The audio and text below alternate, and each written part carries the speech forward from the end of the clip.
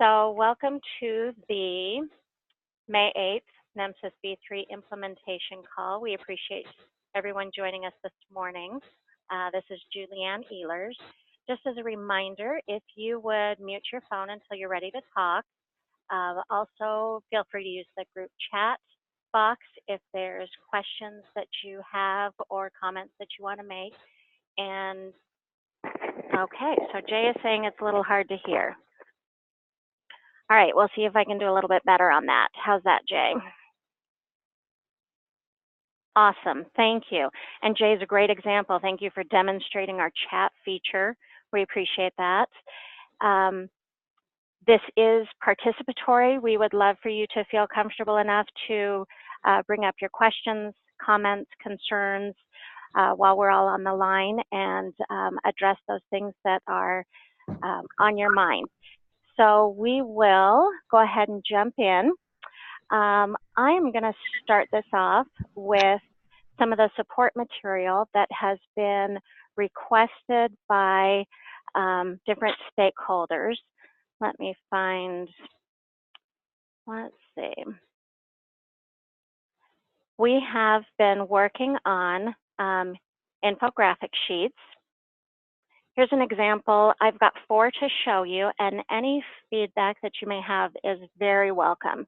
So the purpose behind these infographic sheets is that you'll be able to use these, whether it's frontline or agency level, state level, to be able to understand or describe or illustrate some of the key concepts of the NEMSIS database. So on this one is just a very basic why NEMSIS, very broad overview. Something like this is especially helpful for people who are just experiencing and becoming aware of the NEMSIS database. Key changes was a specific request for an info sheet, just the high level changes to the 3.5 national data set that's rolling out. Patient and incident disposition. This was a significant change to version 3.5, and this is actually a 2-pager that just takes you through the higher level changes and revision to that e-disposition 12. Julie? Yes. Could you go back a screen? It has the flow of the new e-disposition 12 been locked down? Sure. As shown there at the bottom of the page. Okay, say that one more time. Is the new e-disposition 12, which you're showing with those 4 dots down there at the bottom of the page, have those been locked in as the flow of how NEMSIS wants these 4 elements to work, or can they move in position? As being part of the team that helped write all of this, I kind of thought it was going to be locked down. So that's why I'm just, this is Doug from Nebraska, I'm sorry. I just want to make sure so we can start thinking here in Nebraska about what we're going to do. Yeah, Doug, this is Clay. If I could jump in with you, yeah, great work done by you and others on that team. I think it's locked down. Can you go to page 2, Julie, of this fact sheet? Here's a great example, Doug, of kind of the flow as we saw it, right? So here's an application of where there is a type of call where under 3-4 charting it was really hard to capture all of the attributes, the distribution attributes of that call under 3-4 with just a single choice under e-disposition 12. And now with these 4 elements, being able to look at the unit disposition, patient disposition, crew, and then transport disposition, you can really capture what happened on this call. So it's locked down. Doug, do you agree with the flow of listing unit, patient, crew, and then transport disposition in that order. Does that make good sense? It does. Okay. I just didn't. I'll be quite honest. I don't have enough time to keep up with all the 3.5 notes. So I'm glad to see these products starting to come out that you guys have here. They look great and fantastic, and I think people will consume them and learn more. And I personally do like seeing the bottom half of the chart. Not that I don't care about the top part anymore, but that's history. You know, that type of thing. Yeah. So this is a great example of one of the use cases, Doug, that we walked through that really guided us to include these 4 elements. So yeah, this is locked down. The changes are in the candidate release, and hopefully, like you said, these type of products will help our providers and states to be able to see the real value of these changes. So yeah, thanks, Doug. You're welcome. We appreciate that feedback too. And the final one is the pertinent negatives and not values. One of our other thoughts with this development of infographic sheets is also for you to be able to use these in PowerPoint.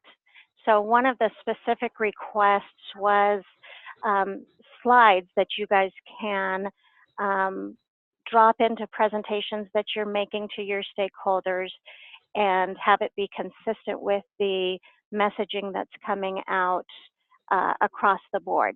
So this is just one example of taking the info sheet from pertinent negatives and not values and making it into a slide that you, well, 2 slides that you can pull and drop into your own presentation and have it be branded with NEMSIS, but also consistent with the messaging across the board.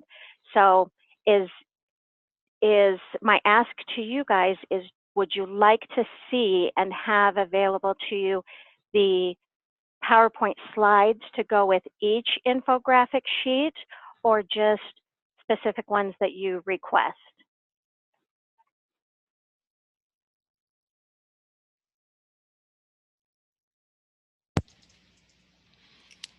Well, this is Doug again. I'll jump in here in the middle of it. Anything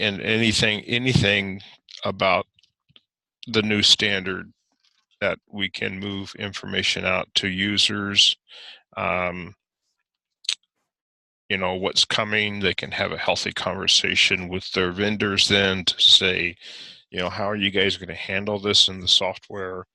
How are we going to handle this between multiple vendors uploading here to the state of Nebraska?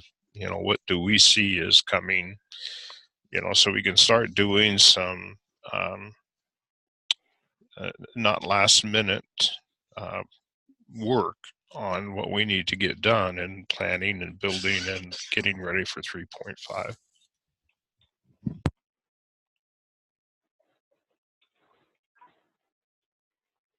Excellent. Thank you, Doug. Well, we'll keep working on these. We'll get finalized and approved versions of the info sheets and also the PowerPoint drop-in slides for you. And as we'll continue to produce them, but as issues come up, if there's something specific that you want to see, drop us an email or give us a call, and we're happy to create those tools to make the rollout a little bit easier for you guys as you meet with your stakeholders.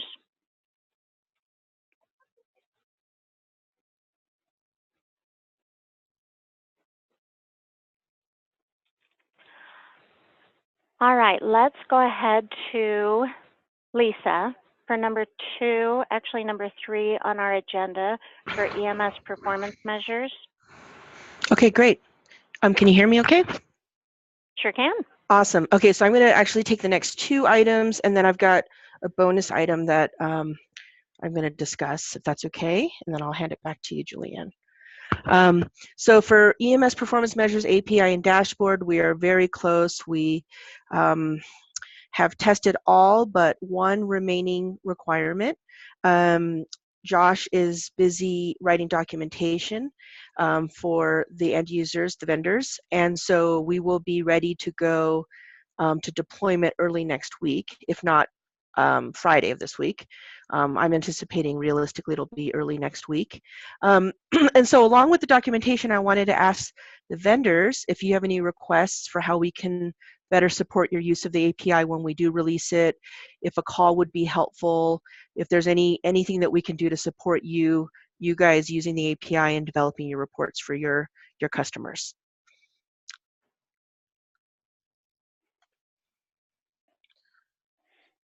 So I'm not looking at the participant list yet, but I'm wondering if we have any vendors on the line that might have an opinion on this.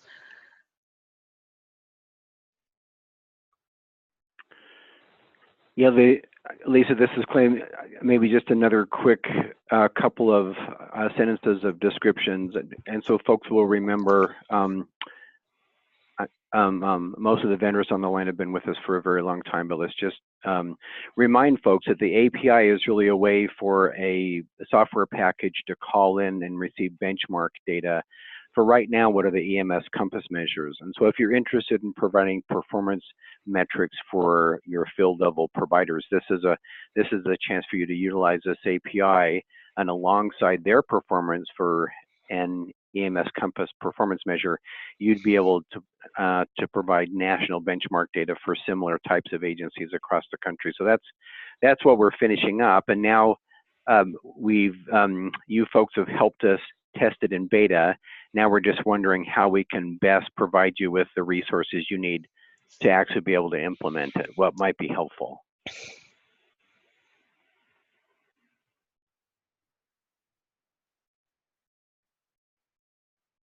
And this is Josh. In addition to the written documentation of the performance measure web service, we also will schedule a webinar for vendors, and we will schedule a webinar for end users. The one for end users will be focused more on the Tableau dashboard because that's something that they would potentially access directly. But of course, the web service would be accessed by vendors. So we'll have a webinar for both audiences, for each audience as separate webinars. Great.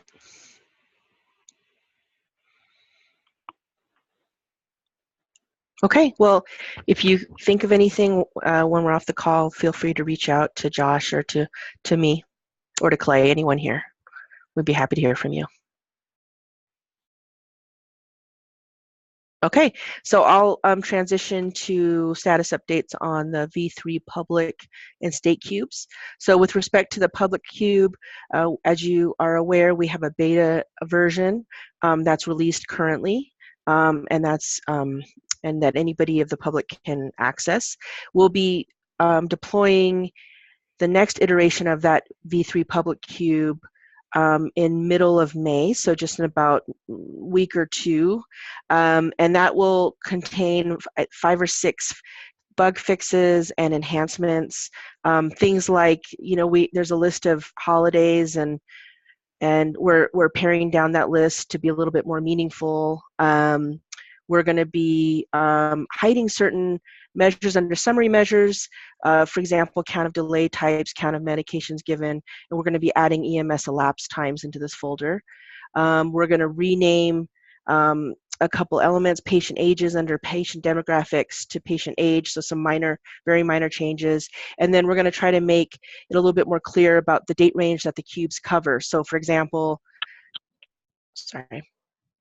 NEMSIS Enhanced will change to NEMSIS V2, and then we'll have the date range 2014 to 2016. And then, for example, changing NEMSIS V3 Public Cube to NEMSIS V3 2017 to present. So it's very clear the date range that you're querying against when you open each of the cubes. So that'll be going live in the next week or two. And then shortly after, within 2 weeks, we'll be deploying the state-specific version of the cube. And we'll have more information for you on specifics of that in the next implementation call. So does anyone have questions about the cube?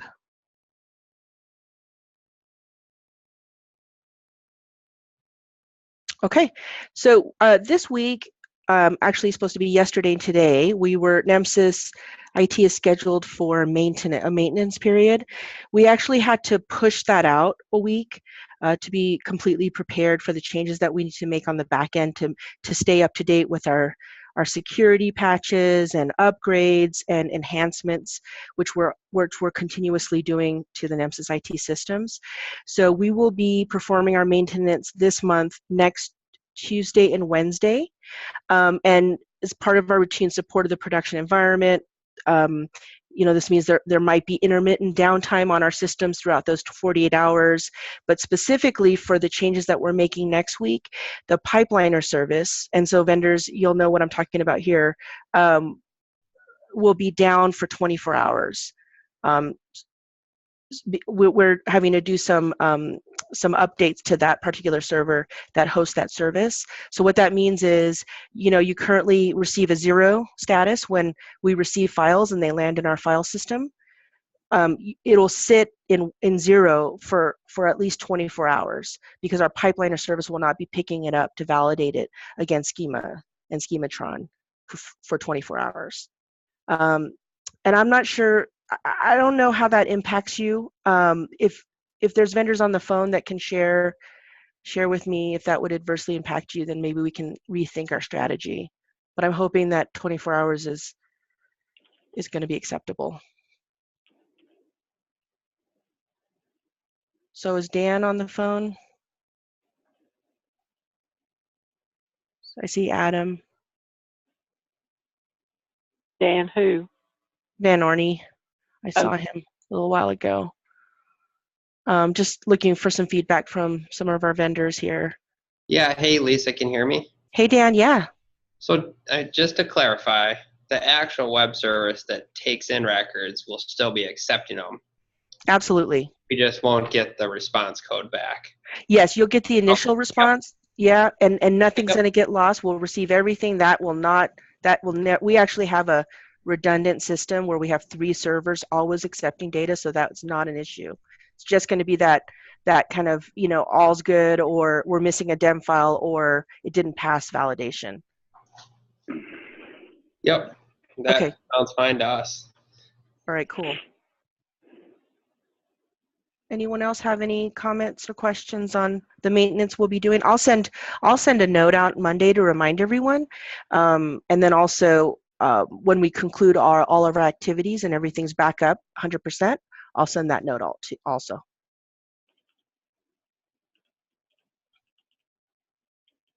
Okay, great. Thanks for your time. I'll hand it back to you, Julianne. All right, I think Clay is up with a discussion of EMSC and healthy people. Yeah, thank you, Julianne. Could I share my screen? There we go. For just a moment here, where I'm just going to bring up the website. So let me drag this over here. Here we go. Here we go. So just a little bit of background here. So particularly to the data managers, to the state data managers, they're aware of 2 kind of stakeholder groups outside of our normal area of influence that have been influential in helping us all move to version 3 across the country. So Healthy People 2020 have an initiative in there that's meant to motivate the states and maybe stakeholders that we don't always have contact with, to make them aware of version 3 and the need to be able to move to version 3, the value that will come from that.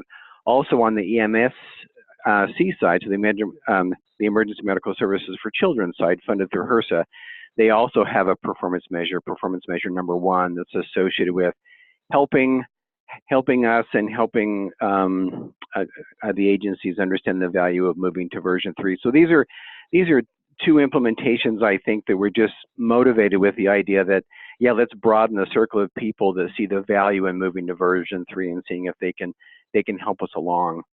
What's kind of happened in the past, though, I think, is these 2 groups, Healthy People 2020 and EMSC, have wanted to be able to track this, and so they have sought denominators from us and numerators, and so they can track across our states how many agencies have actually started submitting version 3 data to the state and to the national repository. And that, I think, has been a little bit frustrating in that for several reasons, but probably most importantly is that the EMSC and the Healthy People 2020 have 2 different denominators, and so our state data managers are stuck with trying to calculate 2 different denominators for these 2 different kind of tracking systems, and that's been a little problematic. So we are in conversation with Healthy People 2020 right now, and also with EMSC, trying to determine if we can make this be a little bit smoother for our data managers.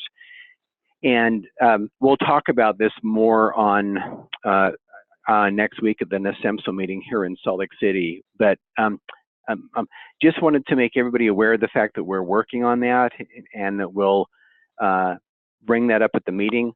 I'll also just mention that the way we're handling that for 2020 right now, we're getting requests sporadically, and we're going to need to update that those survey results soon.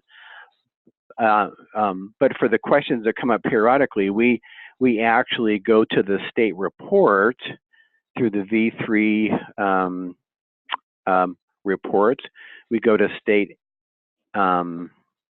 assets, and then right here, when we're asked for a denominator, how many EMS agencies are currently working in each of the states, you can see we have 26 states that through the state data set have submitted lists of EMS agencies. And so if we get a question today, we just had a question regarding Alabama, the number of agencies in Alabama just last week. We use this tool or direct them to this tool, and for Alabama, they were able to just, once you choose that, it brings up the 26 states that have provided that information, and here folks are just able to click on Alabama, and because of the state data set have this list here available for them to download. So that's kind of what we're doing to answer questions that just happen on a regular basis, but we can talk more about the way that we can work closely with EMSC and Healthy People 2020 to ensure that the state data managers can have easy answers for those denominator questions. So any questions from the data managers regarding kind of the frustration we've faced the last couple of years in making sure that both of these projects have the data that they need? Any questions?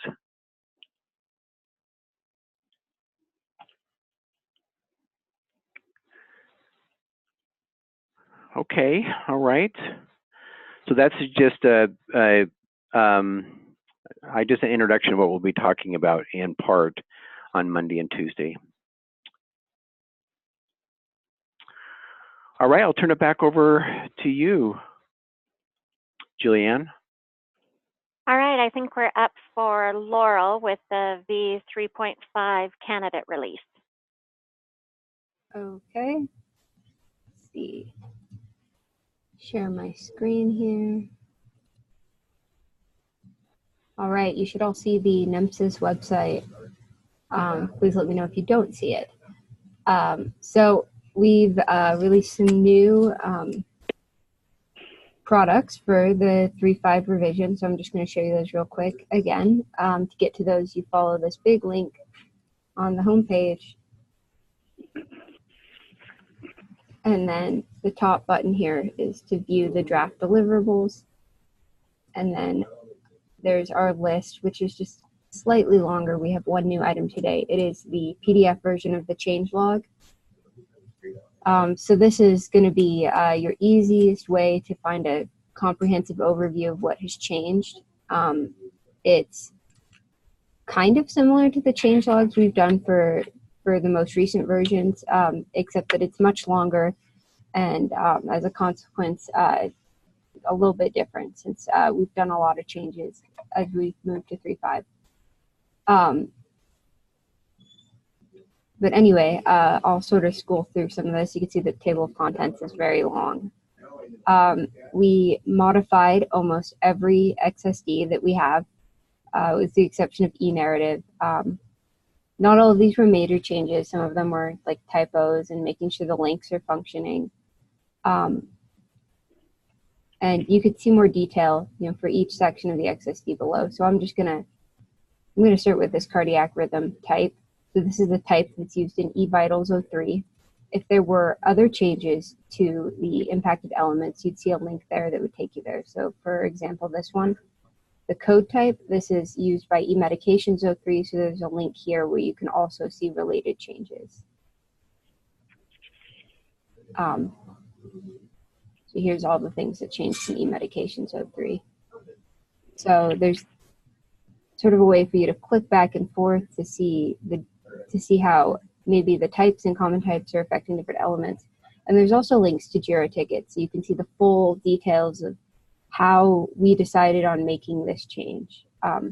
So let's say for cardiac rhythm, it's NEMPUB 36. You can click this link and it'll take you out to the public JIRA page where you can see all of the details. You can see the request description exactly as it came from the slides, and then you can see any comments by the NEMSIS tax staff as we work through implementing this change and confirming that it was implemented correctly. This one only has 4 comments, but there are plenty that have way more than 4 comments. And so does the change log match up with everything else on that page? The date was a little different, but are they all aligned? Yeah. So this change log is reflective of what's in the latest data dictionary that I put out. And as we make changes to that, I'll update the change log accordingly. So although we already have the data dictionary out, it's missing a pretty major component, which is the schematron. We're planning on incorporating the schematron rules into the data dictionary, and that should happen by the end of the month. And the reason that this is not really our final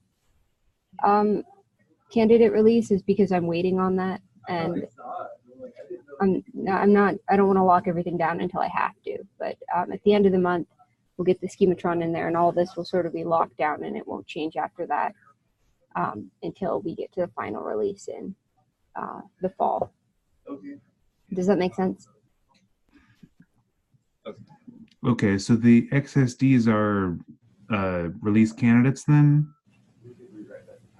Yeah, I don't expect any more major changes. We received one request to remove an e-outcomes element in the past week, and I'll probably incorporate that, but other than that, I'm not aware of any other changes that we're working to make before the end of this month when the candidate release is due.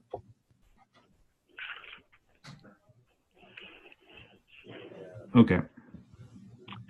Yeah, this is Clay. This is a great discussion, and of course it is a candidate release, and so part of that is for our vendors to start to implement, to dig in, and to identify errors, and also on the service side, if we can find areas where we need to clarify changes that have been made or they weren't made appropriately. This is the time to dig in and review. So Juan out of Florida, for example, provided us with some great comments back that were incredibly helpful. We've had some other folks do some reviews that have really been helpful, so we look forward to folks kind of spending some time with these if they can, and providing back some firm feedback for us before final release.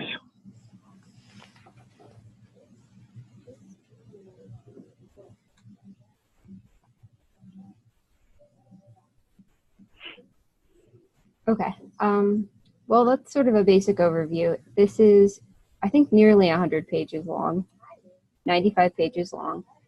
So don't feel compelled to read all of it. If you're looking for specific information, I'd recommend you search the document, read through the table of contents, click around through the changes, and hopefully that'll help you find what you're looking for more quickly. Yeah, so are there any questions about this document or anything 350 related?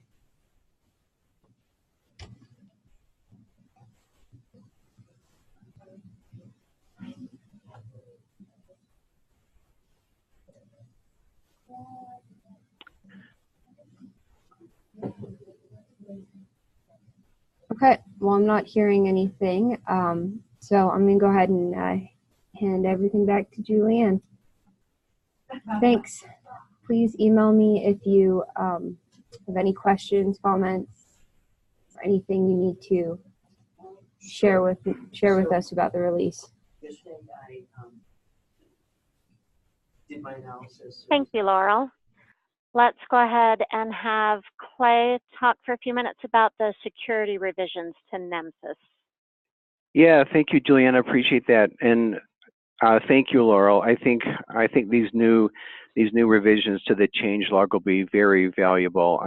I'm impressed with this new process and this new type of a document. Even though it's longer, you really can drill down through the URLs. You can actually drill down to the actual initial comments that were made 2 years ago that related or that ended up making that change, right? So you can, by going back to the JIRA, that'll link you to the where you go to look for the voting, which will link you to the initial Excel spreadsheet where we collected all the comments on the kind of initially 2 years ago in relation to the first request for the change. So there's a way to really kind of dig back and make sure that it was done correctly, that if that was your revision that you suggested, you can take a look at all of the comments that were made related to it and then what the final change was. So thank you. I think that'll be a valuable document.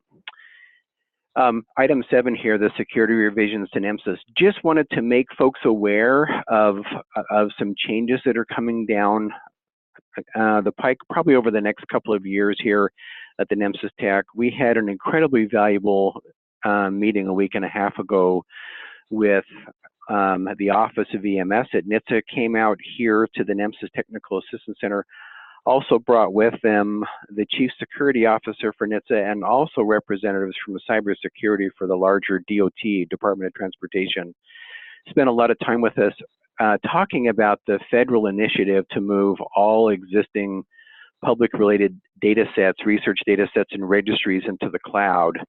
So we began the process of laying out a plan for the migration of the IT infrastructure for NEMSIS into a cloud instance, and reviewed the security that would be associated with that, what controls we would be responsible for, and those that could be taken care of by the cloud instance. Began to kind of dig into that a little bit. So just wanted to just provide some initial thoughts to the idea that by 2020 there is a plan in place for the NEMSIS IT infrastructure to be in a cloud instance by then. With that happening, access to both data submission and to the reports and the API, all of the connections that we of course have with our servers in the outside world will undergo a different type of security process. And there'll probably be an initial change to go into the cloud instance, and then probably shortly after that, there will be another move in security to a .gov type of an environment that will probably have different requirements for the submission of data and for the access of reports. We will keep this group well informed as we make those revisions and make those changes, asking for your feedback as to how ensure that we don't degrade any services at all with these changes. We'll discuss them on this call as we begin to kind of map out this process and get more information regarding how we'll ensure that our transactions that happen with you are not affected by the move. So that's just a quick overview.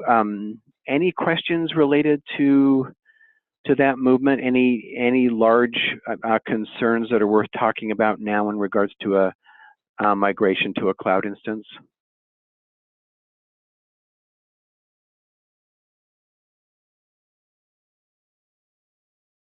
All right. We'll probably spend some more time talking about this next week at the NESEMSO meetings here in Salt Lake City. I know that representatives from the Office of EMS at NHTSA will be at that meeting, and we'll want to talk more about this to the DMC and also to the state directors. And so I think that'll be a valuable time to have more discussion. So, okay, Julianne, I'm just going to move right into item 8.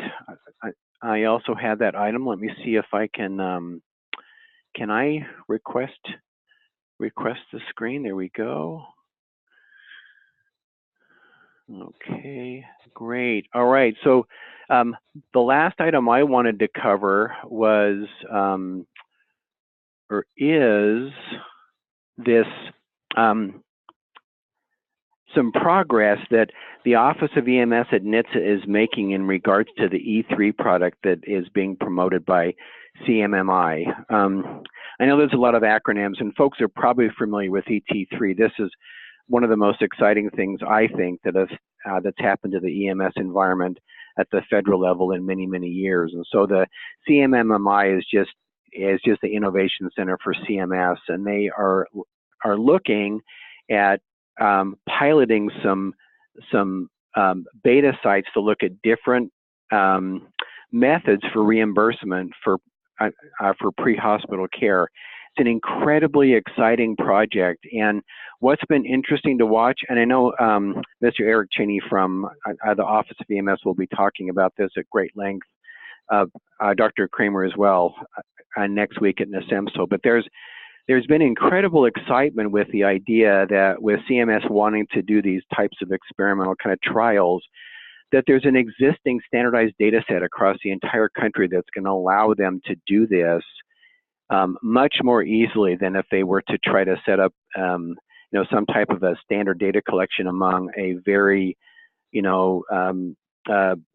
sporadic and chaotic kind of data collection system like you might find across hospitals. So they've been incredibly excited that NEMSIS exists and will make it possible as they work with you vendors who will be in some of these areas to ensure they get the data that they want to test these new models for reimbursement. One of the things that was done very early on is, of course, they're looking to reimburse EMS for different modalities of care, treatment in place or transport to kind of alternative destinations. And so when Jeremy Kinsman, he was involved in the early development of this, and the Innovation Center at CMI was very interested in our eDisposition 21 element, and they saw the element as it currently exists in 3.4. This little Excel snippet here shows you eDisposition 20 as it currently exists and the changes that are planned to take place with 3.5.0. They looked at this, they knew these changes would happen, and they actually wanted to ensure that there were 3 locations that would be just key to them looking at the effectiveness of the ET3 project. And those are listed over here on your left, right? So these are the ones that they wanted to make sure were present. They worked with Jeremy, and Jeremy indicated that there was 3 very similar elements that are currently found in the revision. So when 3.5.0 comes out, these 3 in yellow will come close to meeting their exact wordings that they were hoping to have. So ET3 will clearly roll out and be in place long before 3.5.0 hits the streets. So there will probably be some work on your end vendors to ensure under 3.4 we're able to utilize the NEMSIS standard and custom elements to actually include these values in eDisposition.21 in 3.4.0. So just wanted to kind of make you aware of that work that's going on. Vendors who work in the areas that receive these grants will be asked to work with the Innovation Center to include these 3 values. What I hope to talk about to the data managers next week is asking whether or not this would be a late change, but asking whether or not they would be willing to introduce the idea of maybe changing slightly the wording to these 3 in yellow to match what CMS is looking for. They would be slight changes, I think, that really wouldn't change the meaning of these additions. But the value of that would be if actually ET3 is successful and CMS chooses to continue to reimburse based on those models, the exact wording that was done in testing would exist in the NEMSIS standard moving forward. So that might be that might be advantageous for us. So we'll be talking about that during the DMC meetings next week. But wanted to run this just by on this call and ask any of the vendors if they had any questions about ET3. We're clearly not the experts of that here, but we have had some great opportunities to work with them a little bit on the technical side, ensuring that the NEMSIS standard will be able to meet their needs. So any questions related to kind of the early work regarding the ET3 project?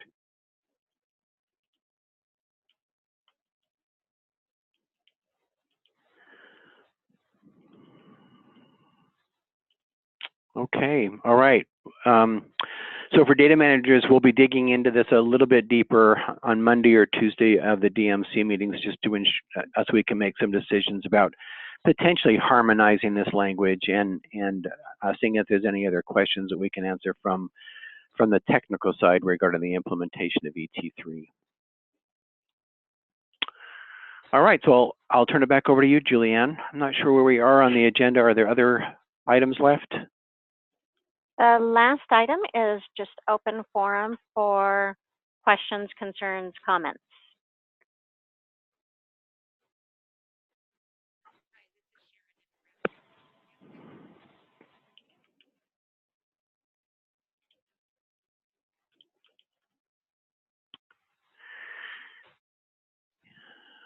Yeah, lots of silence on the call today. This is Clay again. I'll just ask again, as we really draw very close to having the candidate release done for 3.5.0, Julianne is busy with these infographics and slides associated with the infographics. I think those will be incredibly valuable. We're also coming up with some short video snippets that describes some of the changes. For example, we'll have some snippets showing how the change in e-disposition 12 might work and how it would better characterize a call. Some small snippets that might be able to be included in some PowerPoint presentations as well. But are there other things that we should continue to be thinking about, other products, other ideas that would help you with the rollout or with just socializing the idea of NEMSIS as a whole, or NEMSIS v3? Would love any feedback. Clay, this is Adam. Can you hear me? Yeah, Adam. Yeah, thank you. All right, great. All right, I was on mute for earlier, but I did want to say that the tools, that the presentations and the sheets are very helpful. Thank you for putting those together. I just didn't want everyone to think or you guys at NEMSIS think the silence meant that we weren't listening. I just wanted to say we probably don't have any objections, and so it looks good. So thank you. Yeah, great, Adam. Thank you. Yeah, that's helpful to hear once in a while, just to make sure that we're on that we're steering the ship correctly. So thank you. It looks like we have a question from Sharon regarding the registration fees for the meeting in August up at Deer Valley. Lisa, has there been any other kind of work on that? I know that we've been working hard to prepare for the NEMSIS meetings, and it's a real concentration of ours afterwards to dig into the specifics of the Deer Valley meeting. Any additional information we can share, Lisa? Yeah, so that's exactly right, Clay. So we've been really busy preparing for NEMSIS, and we expect within 2 weeks that we'll have the registration page up. I believe, Clay, that we, after looking at the finances, that we determined that the registration fee would be about the same, if not, I think $15 less. Yeah, that's correct. I think that's where we left that. Yeah. Okay, right. So we're really, we really try to keep that at a manageable cost. So hopefully that helps Sharon in terms of giving you an idea of what that'll look like. The charges, the hotel charge, the lodging charges, I believe were $5 or $10 higher than last year. So it's pretty static, a little bit more, but that's, I think, to be expected. And so it looks like you're saying that you need the info to submit for a grant to attend the NEMSIS meeting, and you need exact amount. So we'll work. So I can commit to getting that to you, Sharon. Would middle of next week be acceptable? I can get that information for you before we even post the registration page, but that's very soon to be released. Okay, great. So please look for an email from me no later than Wednesday of next week with that information. Okay, does anybody else have questions about the annual meeting? I'd be happy to answer.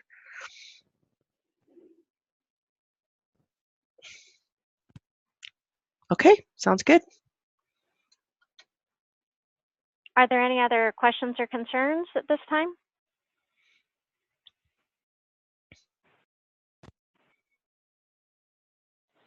Our next meeting is May 22nd, 9 a.m. Mountain Time. We'll see many of you next week at NESMSO, and please come up and introduce yourself, meet us. Most of us will be there Monday and Tuesday, and so we'd love to be able to put faces with names and get to know you and your needs a little bit better. We appreciate your participation in the call this morning, and unless there are additional needs, we will go ahead and end the call. All right, thank you, everyone. Thank you, everyone. Have a great day. Thank you. Thank you.